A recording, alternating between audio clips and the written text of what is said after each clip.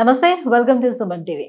Sebaceous cyst కొంతమందికి చర్మం పైన ఒక ద్రవంతో కూడినటువంటి గడ్డల్లాగా ఏర్పడుతూ ఉంటాయి. సో ఇవి చూడటానికి చాలా అందవిహీనంగా కనిపిస్తుంటాయి. బట్ దీనికి ఎటువంటి ట్రీట్మెంట్ మనం తీసుకోవాలి, దీనికి శాశ్వత పరిష్కారం ఉందా లేదా అని చాలా మంది చూస్తూ ఉంటారు. ఎస్, దీనికి ట్రీట్మెంట్ అనేది అందుబాటులో ఉంది. సో ఎలాంటి ట్రీట్మెంట్ ఉంది ఏంటి అనే విషయాన్ని తెలియజేయడానికి మనం వచ్చేసాము. శ్రీనగర్ కాలనీలో ఉన్నటువంటి Keha skin and hair clinic వచ్చేసాము. సో మనతో పాటు ఉన్నారు డాక్టర్ దుర్గా కళ్యాణి గారు. సో మేడంతో మాట్లాడి దీనికి సంబంధించినటువంటి ట్రీట్మెంట్ విషయాలను తెలుసుకుందాం. Hello ma'am. Hi ma'am, sebaceous cyst అంటే ఏంటి మ్యామ్? చూడటానికి ఏ రకంగా కనిపిస్తూ ఉంటుంది, ఎలాంటి వారిలో వస్తుంది, ఎందుకు వస్తుంది ఇది? సెబేషియస్ సిస్ట్ అంటే ఏంటి అంటే చూడడానికి అది కొంచెం నల్లగా ఉంటుంది, అది రౌండ్ గా ఉంటది, దానికి మధ్యలో ఒక పంక్టం అంటాం అనమాట, ఒక చుక్కలాగా ఉంటుంది. మెయిన్ గా ఎందుకు వస్తుంది అంటే మనకి హెయిర్ ఉంటది కదా, ఇక్కడ స్కాల్ప్ పైన ఉంటది, front of the chest and back of the chest ఉంటుంది, హ్యాండ్స్ పైన హెయిర్ ఉన్న దగ్గర సెబేషియస్ గ్లాండ్స్ అని ఉంటాయి. జనరల్ గా ఈ సెబేషియస్ గ్లాండ్స్ ఏం చేస్తాయి అంటే సీబమ్ ని ప్రొడ్యూస్ చేస్తాయి. ఆ సీబమ్ ని ప్రొడ్యూస్ చేయడం వల్లే మన స్కిన్ ఆయిలీ లుక్ అనేది వస్తుంది, అంటే మాయిశ్చర్ మెయింటైన్ అవుతూ ఉంటుంది. సో ఒక్కొక్కసారి ఏమవుతుంది అంటే ఈ సెబేషియస్ గ్లాండ్ నుంచి ప్రొడ్యూస్ అయ్యే సీబమ్ కి అబ్స్ట్రక్షన్ ఫామ్ అవుతుంది. సో అవి బయటికి రాదు, లోపలే ఫామ్ అయిపోతూ ఉంటది అనమాట ఈ సీబమ్. అప్పుడు ఈ సిస్ట్లు ఫామ్ అవుతాయి. సో అవేమవుతుందంటే చాలా మంది ఇది పింపులే కదా, లేదంటే ఇదేదో ఒత్తేద్దాం అని చెప్పేసి ప్రెస్ చేస్తూ ఉంటారు. అప్పుడు అది ఓపెన్ అవడం వల్ల దానికి ఇన్ఫెక్షన్స్ ఫామ్ అవుతూ ఉంటాయి. అప్పుడు పెయిన్ గానీ అట్లా ఉంటుంది. అలా వస్తారు కొంతమంది ఎర్లీగానే ఆ సిస్ట్ ఫామ్ అవగానే ఇదేదో నాకు నల్లగా ఫామ్ అయిందని వస్తూ ఉంటారు, ఎక్కడికి వెళ్ళాలో కూడా తెలియదు. సో దాన్ని మనం నార్మల్ గా ప్రెస్ చేసి తీసేస్తే అది మళ్ళీ మళ్ళీ వచ్చే ఛాన్స్ ఉంటుంది. ఆ సిస్ట్ అనేది ఒకటి ఉంటది, ఒక సంచిలాగా ఉంటుంది, లోపల ఒక బ్యాగ్ లాగా ఉంటది, దాంట్లో ఈ సీబమ్ అంతా ఉంటది అనమాట. మనం మొత్తం ఆ సిస్ట్ ని తీసేస్తేనే అది మళ్ళీ రిపీట్ అవ్వకుండా ఉంటది. ఓకే, సో పెయిన్ ఉంటుందా దానికి?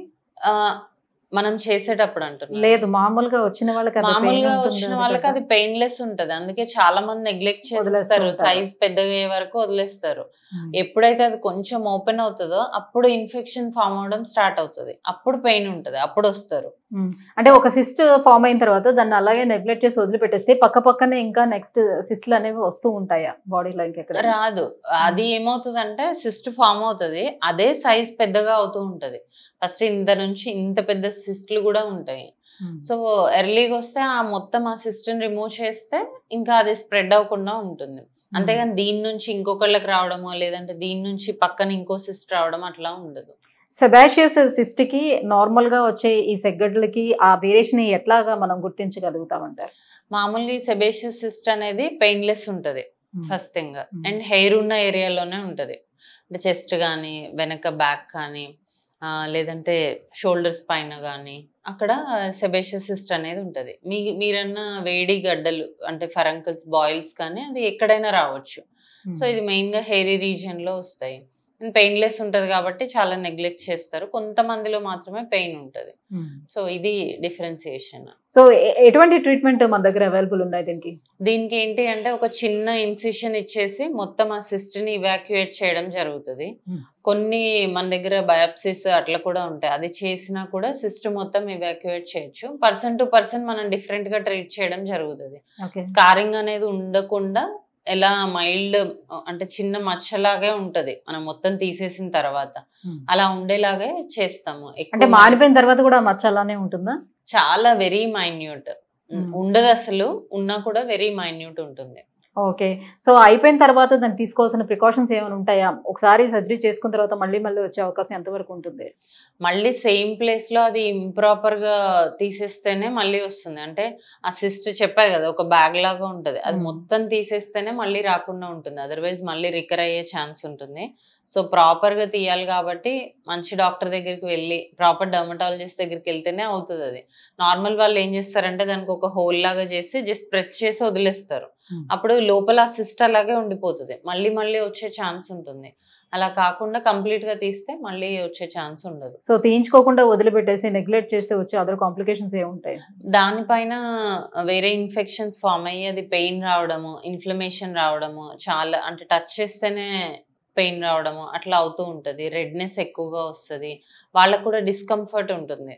అంటే వెనకాల వచ్చింది అనుకోండి, సపోజ్ కూర్చున్నప్పుడు కూడా వెనక తగులుతూ ఉంటుంది కదా, చాలా డిస్కంఫర్ట్ ఉంటుంది. చాలా మందికి దీనికి ఎక్కడికి వెళ్ళాలో తెలియదు, అంటే ఏ డాక్టర్ దగ్గరికి వెళ్ళాలి, ఇది అసలు దీనికి ఏం చేసుకోవాలి అనేది తెలియదు. బట్ అది రిమూవల్ అనేది చాలా ఈజీ. ఓకే. సో రిమూవ్ చేసేసిన తర్వాత ఎన్ని రోజులు పడుతుంది అది మొత్తం 1 to 2 మానిపోవడానికి? days అంతే. 1 to 2 days చిన్న బ్యాండెడ్ వేసుకుంటే కూడా చాలు, మేజర్ సర్జరీ ఏం కాదు. Thank you so much ma'am. So ఇలాంటి సెబాషియస్ సిస్ట్లు ఉండే వాళ్ళకి నిజానికి ఎక్కడికి వెళ్ళాలి, ఎక్కడ ట్రీట్మెంట్ తీసుకోవాలి, ఎట్లా దీని నుంచి తప్పించుకోవాలి, ఈ విషయాలు చాలా మందికి తెలియదు, పాపం అలానే వదిలిపెట్టేస్తూ ఉంటున్నారు. సో మీ వల్ల ఈరోజు ఒక పరిష్కారం కూడా కనిపించినట్టు అనిపించింది. Thank you so much.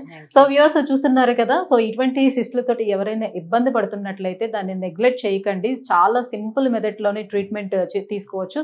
So కేవలం 2 రోజుల్లోనే అది నయమైపోతుందని కూడా చెప్తున్నారు. ఎలాంటి స్కార్ అనేది లేకుండా దాన్ని ట్రీట్ చేయొచ్చు అని చెప్తున్నారు. సో మీలో ఎవరైనా ఇటువంటి సిస్టులతో ఇబ్బంది పడుతూ ఉంటే కింద స్క్రోల్ అవుతున్నటువంటి నెంబర్కి కాల్ చేసి Keha skin and hair క్లినిక్ని approach అవ్వండి. Thank you so much.